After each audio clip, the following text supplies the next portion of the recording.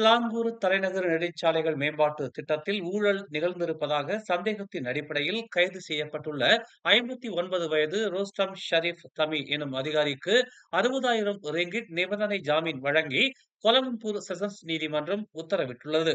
கைது செய்யப்பட்ட மேலாளர் கடந்த 2023ஆம் ஆண்டு சுமேபிசி உலுப்பிலான் விரைவுச்சாலை மேம்பாட்டு திட்டத்திற்காக சத்துனாஸ் டெக்னாலஜி நிறுவனத்திடமிருந்து லஞ்சம் பெற்றதாக லஞ்ச ஊழல் தடுப்பு ஆணையமான MACC கைது செய்துள்ள நிலையில் விசாரணைக்கு முழுமையாக ஒத்துழைக்க அவரின் கடப்பிதழ் பறிமுதல் செய்யவும் மாதம் ஒருமுறை MACC அலுவலகத்தில் ஆஜராகும்படியும் நீதிமன்றம் உத்தரவிட்டுள்ளது.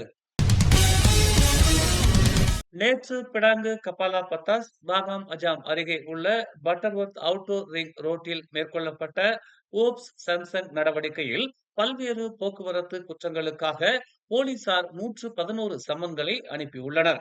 மேலும் 10 மோட்டார் சைக்கிள்களை பறிமுதல் செய்துள்ளதோடு பொறுப்பற்ற முறையில் வாகனம் ஓட்டியதற்காக 21 வயது இளைஞரை கைது செய்துள்ளதாக வடக்கு சப்ராங் பிராய் காவல்துறை தலைவர் உதவி ஆணையர் அன்வார் அப்துல் ரஹ்மான் தெரிவித்தார்.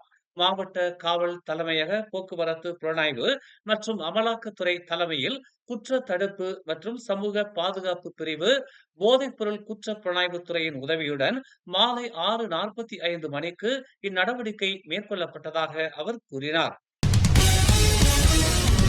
மலேசியாவில் வசிக்கும் குடியுரிமை பெறாத வாழ்க்கை துணைவர்களுக்கு திருமணமாகி 5 வருடங்கள் ஆன பிறகு PR எனப்படும் நிரந்தர வசிப்பிட அந்தஸ்தை வழங்குவது குறித்து பரிசீலிக்குமாறு இன்று ஒரு குழு அரசாங்கத்தை வலியுறுத்தியுள்ளது.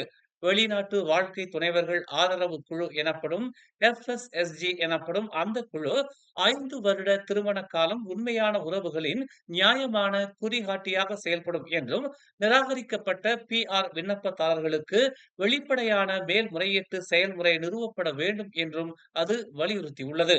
மலேசிய வாழ்க்கை துணைவர்களுடன் நாட்டில் வசிக்க விரும்பும் வெளிநாட்டினருக்கான ஒப்புதல் செயல்முறை 15 ஆண்டுகளிலிருந்து 6 மாதங்களாக குறைக்கப்பட்டுள்ளதாக உள்துறை அமைச்சர் சைஃபுடின் நசுத்தியோன் இஸ்மாயில் வெளியிட்ட அறிக்கை குறித்து FSSG கருத்து தெரிவித்தது. மக்கள் தொடர்பு விண்ணப்பங்களை விரைவுபடுத்துவதில் சைஃபுடினின் உறுதிப்பாட்டை குழு வரவேற்றது. ஆனால் குடிமக்கள் அல்லாத வாழ்க்கை துணைவர்கள் எதிர்கொள்ளும் அடிப்படை சவால்களை நிவர்த்தி செய்ய இன்னும் முழுமையான சீர்திருத்தங்கள் தேவை என்று அது கூறியது.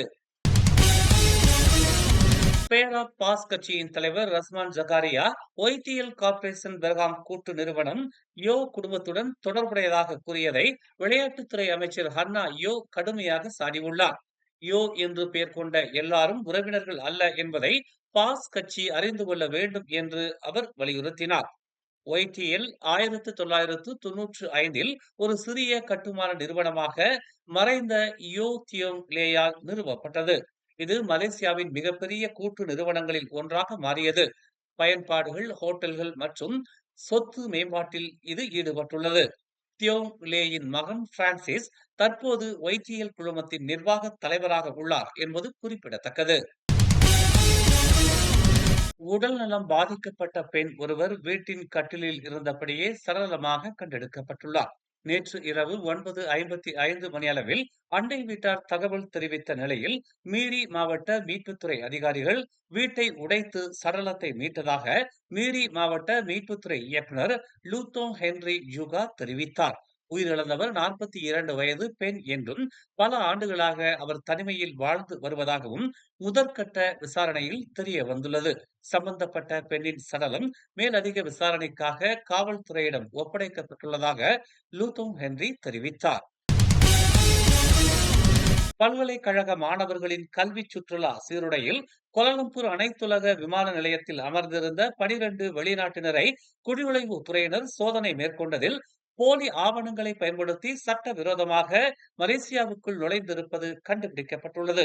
சம்பந்தப்பட்ட 12 பேரிடமும் மேற்கொள்ளப்பட்ட சோதனையில் அவர்கள் பங்களாதேஷ் நாட்டைச் சேர்ந்தவர்கள் என்றும் சரவாக்கில் உள்ள தொழிற்சாலைக்கு வேலைக்காக செல்வதும் தெரிய வந்துள்ளது. மேலும் செய்திகளை தெரிந்து கொள்ள தமிழ் மலர் நாளிதழை பாருங்கள்.